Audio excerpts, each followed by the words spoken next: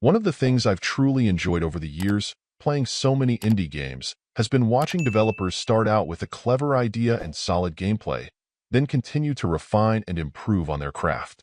For all of its cute looks and silly cat puns, the Cat Quest series has never particularly been a slouch. Generally playing as a lighter and more friendly action RPG, in the mold of perhaps the classic Secret of Mana and many others, it may have been off the radar of your average gamer in its first two iterations, but I've always been happy with it in the context of its goals.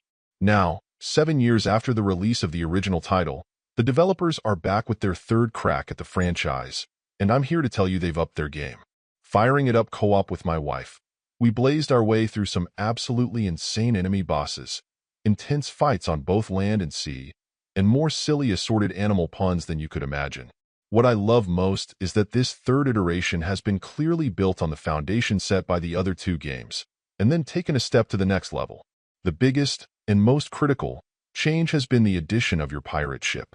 Not only did that open the door to satisfying combat on the high seas, or some cheap attacks on land-based targets on occasion, but it also expanded the feeling of an open world. The ability to go places you clearly don't yet belong in is something I enjoy greatly, and the reward of surviving some tough conflicts is often premium gear earlier than you should have it, which is something I live for. What we both really enjoyed was how many strategic options were constantly being open to us as we played. New weapons, armors, spells, and assorted perks kept our styles of play evolving. But if you're bound and determined to stick with your build, that's also possible as long as you keep throwing your funds into leveling up your favorite gear. Exploring pretty well every corner of the map and collecting every bounty possible was also a great thrill, and led to matching up against some truly massive and formidable foes. Defeating them wasn't always possible the first time out, or even the second sometimes, but knowing you could come back later to finally knock them out was always a great motivation. Throw in the fact that you score some absolutely ridiculous gear by taking out the game's major big bads, and there's plenty to do before you make the credits roll.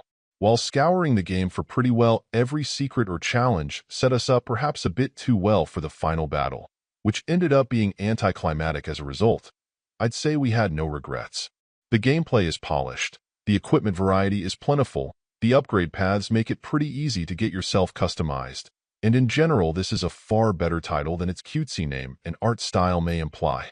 If you're hoping for a high degree of challenge, aside from simply trying to finish the game as quickly as possible, that's less likely to happen.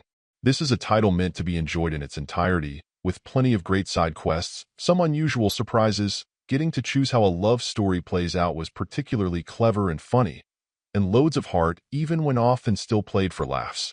When it comes to family-friendly action RPG play, I'd put it very high on my list. Overall, my final score for the game ended up being a 9. And if you're interested in picking it up, it's currently available on the Switch eShop for $19.99. Thank you for taking the time to listen to this review. And if you'd like more information or ideas of indie games worth checking out on Switch, be sure to click on the link provided in the description. Until next time.